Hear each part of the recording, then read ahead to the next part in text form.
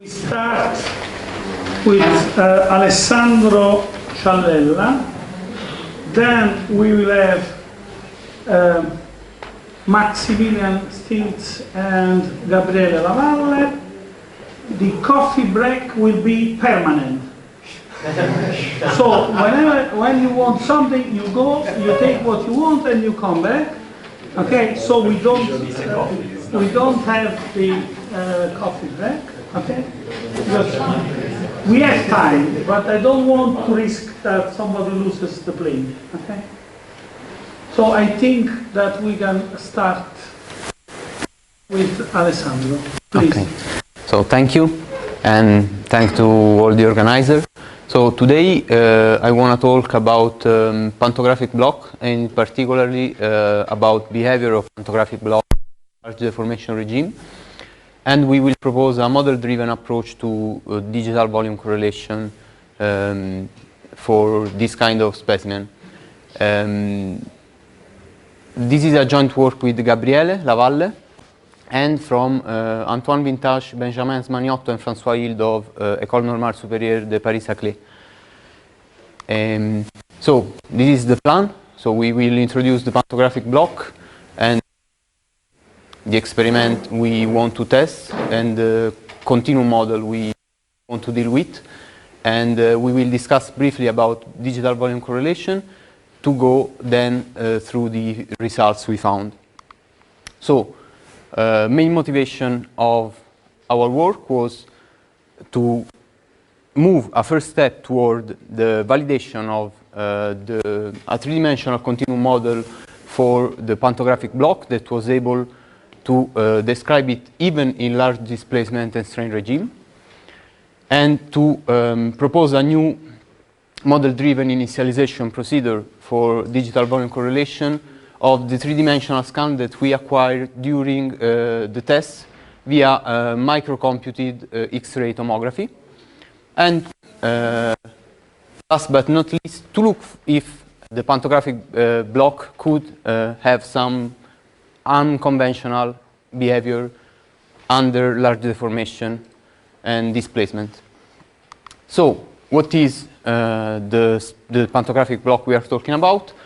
This kind of specimen. So we have a metamaterial made of a finite number of parallel pantographic sheets that are interconnected by these small cylindrical pivots. So in our case, today we will consider just deformable connection, and usually a pantographic sheet is just made of two layers of parallel beams that are orthogonal one to the other. Here we are just connecting several layers. Okay, so we can distinguish in this geometry, in this architecture, the three principal directions that are identified by the directions of the two families of beams, and the third one is the direction of the axis of the deformable cylinders. Starting from this, we want to introduce a three-dimensional second gradient continuum model following the work of Stilz, dell'I, Giorgio, and others that was recently published. So what we do, we define vector L and a unit vector M in the reference configuration that are giving us the directions of the beams, and a unit vector N for the direction of the axis of the pivots. And if we consider F, the deformation tensor that is given by the gradient of the placement field, we can follow the images of these three vectors. We define so lambda small l, mi small m, and eta small n, where lambda, m, and n with the small letters are just the unit vector in the current deformed configuration. And we are able now to introduce the measures of deformation we're interested in. So first of all, for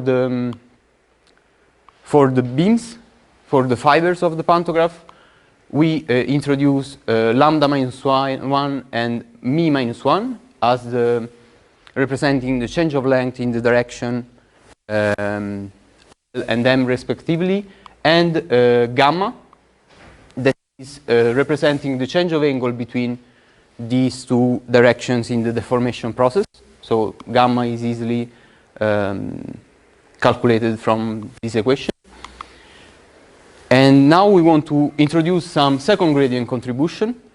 So we want to measure twist deformation and flexure both normal to the pantographic plane and geodesic flexor for the fibers of the fibers in the pantographic plane.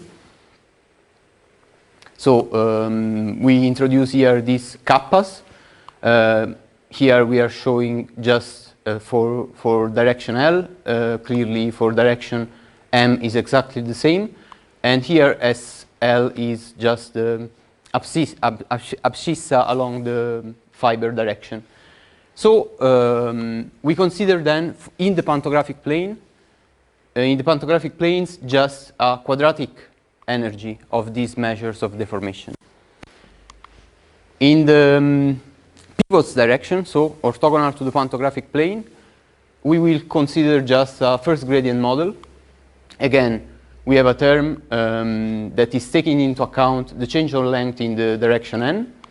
We have these two terms related to the shears in the direction L and N and direction M and N, so given by calculated starting from these formulas. And the last term is representing an exchange of energy between stretching modes in the pantographic plane. So stretching modes in the pantographic plane and orthogonal direction n. So we have in the end an energy with these 8 material parameters. Okay.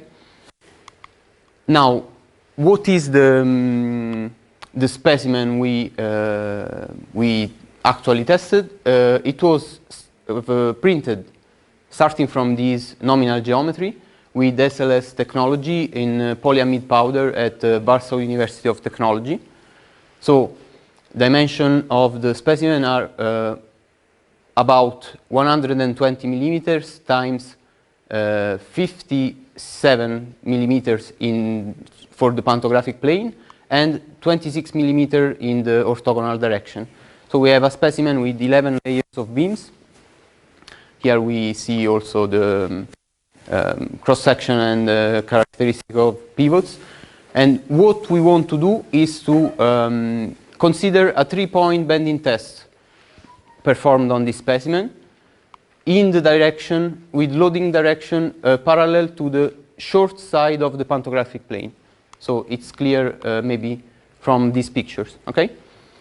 So what we do, we acquire microcomputed X-ray tomography scans to have 3-dimensional reconstruction of the specimen in the reference configuration, so unloaded, and in loaded configurations. So we can see here there is this plastic corrugated cardboard that was placed in between the specimen and the supports just to prevent locking of the beam ends. Okay, and so what we see here are just sections of the 3-dimensional reconstruction. Okay, so and so we have, this is the reference configuration. This is the first acquired scan. As you can see, there is already a very huge displacement. It was 24 millimeters on a side of 57. And this is the last one with an imposed displacement of 39 millimeters. So we are talking about very huge displacements. The axes are expressed in voxels, so just 3-dimensional pixels. And here the resolution is, for the voxel side, is 83 micrometers. And we'll see that we needed to use numerical simulation to deal with the digital volume correlation analysis. We needed a first heuristic calibration to start. So what we were interested was to have a good calibration up to this point. So this is the first, the black line are the acquired scan, so we have the reference, and the first scan is after 24 millimeters imposed displacement. So we wanted to have a good calibration up to here, and we see that after, let's say, 29 millimeters, the calibration is not so consistent. The dashed line is the force displacement plot calculated via finite element simulation, and the gray continuous curve is the acquired force displacement curve during the scan.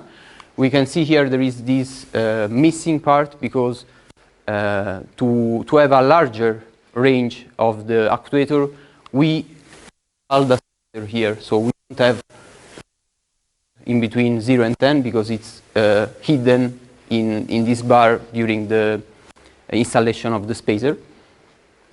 So we see that we have a good calibration, heuristic just for now. That was what we wanted. Not so good after for very large displacement, but we will see that the simulation proved to be quite robust for providing us a good forecast of displacements. So what we need to measure the displacement between the acquired scan was digital volume correlation. In particular, we used finite element based digital volume correlation. Here there are a couple of references. So we want to measure the displacement field, and where we have vectorial shape function Vi, real unknown that we want to measure. And well, I'm omitting some other detail, but the main contribution to calculate this unknown is given by the gray level residual. So we define it here. If we fix a voxel, so a point in the scan, we are comparing the gray level for the reference scan and the gray level for the current deformed scan of the same point updated with the estimated displacement. Okay, and then how to find the measured displacement? We are using a least square minimization procedure on the gray level residual, so the difference between these two terms. Okay, so there is something else, but we are omitting in this right now. So we used to calculate this displacement. We use a coding in MATLAB environment, but use kernels for optimized for DVC analysis that were provided by the Laboratoire de Mécanique de Paris-Saclay. So it's called Corelli 3.0. Okay. So let's start. How to start the digital volume correlation. So first thing, I want to work with the fine mesh built on the specimen. Now, how can I do? I prepare a mesh based on the nominal geometry, so on the CAD file used to print, but then the nominal geometry and the actual printed specimen are not the same. So the first thing is to do a first step of digital volume correlation to fit the mesh from the built on the nominal geometry to fit on the first scan, the reference scan of an unloaded specimen. This is called backtracking procedure, and it's usually an easy step. We can use a coarse auxiliary mesh, and this gives us an exact measurement of the differences between the nominal geometry and the actual printed specimen. So we can measure printing defects, preloads. In this case, for instance, we have in the longitudinal direction a shrinking that is of almost 50 voxels, that in our case means 4 millimeters, so not so irrelevant. And the pantographic structure, the pantographic mechanism, this shrinking produced an elongation in the vertical direction. So we can easily do the backtracking procedure using a coarse mesh. And we found that 50 voxel of range is not irrelevant. So usually tens of voxel is considered quite a large displacement. But in our case, the first scan was with 24 millimeters of displacement, that is almost 300 voxels. That is extremely large. So if we try to use the same trick using a coarse mesh, we have no chance to converge to a proper result, because in the minimization procedure it's easy to get stuck in local minima.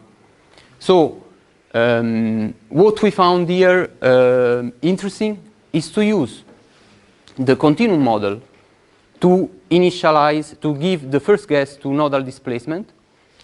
And so what we did was to simulate the 3-point bending test with finite element simulations with the same imposed displacement of 24 millimeters, and use the forecast given by the simulation to initialize the nodal displacement in the actual in the DVC procedure.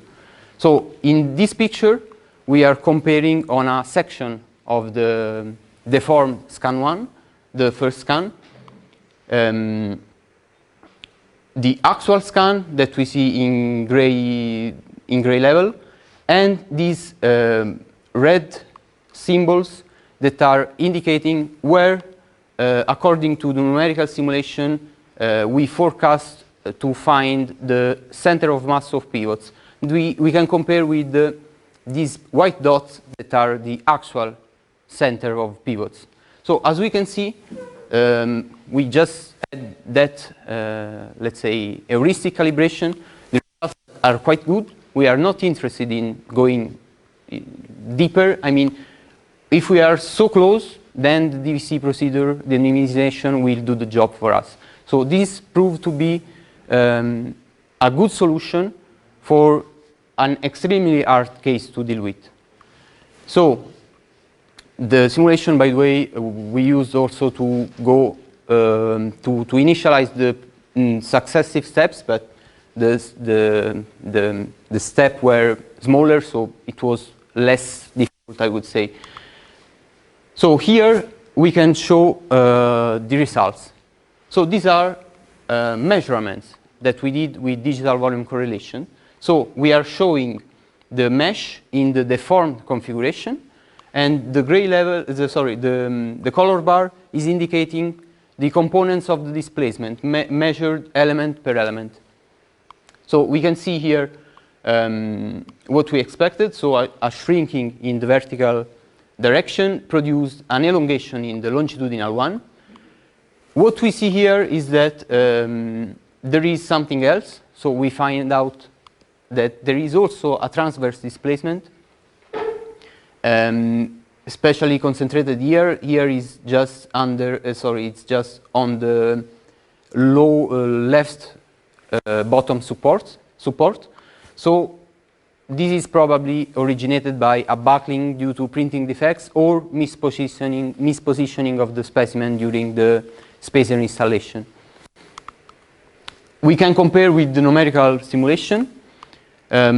Just to clarify, these material lines that we draw are just for readability purpose. It's just to understand easily the orientation of the specimen. They make no real sense. And we can see that in the numerical agreement on the vertical and longitudinal displacement, but clearly we did not trigger any transverse displacement. So basically, we have no transverse displacement with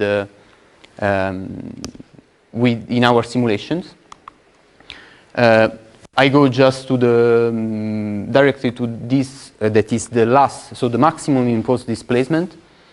And another comment I want to do is that what we see is that the specimen remain essentially flat on the bottom. It shrinks in the vertical direction. There is this not so huge curvature on the top, and there is a small asymmetry. So here it's a little bit higher than this part. This is due to the fact that we consider a specimen with an odd number of layers. So we have a family of beam that is predominating with respect to the other. Okay? And again, the numerical simulations were quite accurate, except for the transverse displacement that we could not predict. But what I want to comment is that now we measured the displacement element per element in the specimen. So we can really go focusing in detail on whatever we are interested in. So we could study, for instance, one family of beams or the other. Here we are discussing about the pivots. So we want to focus on the hinges. On the left side, there are some sections, reference unloaded configuration. On the right side, we have the same section in the loaded configuration. This is a transversal one. We can notice the buckling. We can notice that the total length in the transverse displacement is not changing. We can see the shear of pivots. In this longitudinal section, we can appreciate that the bottom of the specimen is essentially flat, and the small curvature on the top. But if we want, we can now measurement of this. So for instance, we want to check how the top surface of the specimen is actually deforming. So what we can do, we consider both in the experimental measure displacement and the numerical test, the center of gravity of the pivots. We select 4 central rows in the top part of the specimen, and we interpolate by a paraboloid. So what we can see, for instance, here, these are the 2 top surfaces, is that essentially we are seeing a monoclastic behavior, meaning that the principal curvature, one of the 2 principal curvature is essentially 0. Okay, so in this case is close to 0. I would say it's negligible, but not 0. In the numerical test, it's actually very close to 0. And the 2 principal directions are exactly what we expected. So the longitudinal one and the transverse one. And in the longitudinal one, still the curvature does exist, but it's, I would say, a small one. Now, we understand that we can do some very refined measurement on the specimen with DVC. We want to now understand if our model is able to say something before the having seen. Okay, so what happens, for instance, if we change the orientation of the specimen? If we consider a 3-point bending test with loading direction that is, in this case, orthogonal to the pantographic plane instead of being parallel. So these are numerical simulations. In this case, we can see that the transverse displacement is triggered and it's not 0 anymore. And we can notice that the top and bottom surfaces are deformed now in an anticlastic way. So here we can clearly see the 2 principal curvatures doing the same interpolation with the paraboloids. The principal curvatures are opposite in sign, so we can clearly see an anticlastic behavior. So just to conclude, we asked, can we check if this is reliable? This is just a preliminary test that we made in LIMAC laboratory at University of L'Aquila. So we tested a specimen with load in the orthogonal direction to the pantographic plane.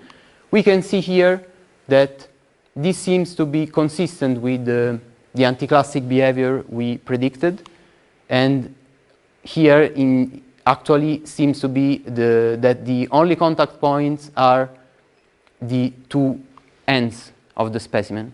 So it seems to give a good prediction even for these other tests. So to conclude, what we are going to do in the near future, clearly we want to measure this other case. In this other case, with DVC exactly what happened for 3-point bending tests with the load in the orthogonal direction. We want to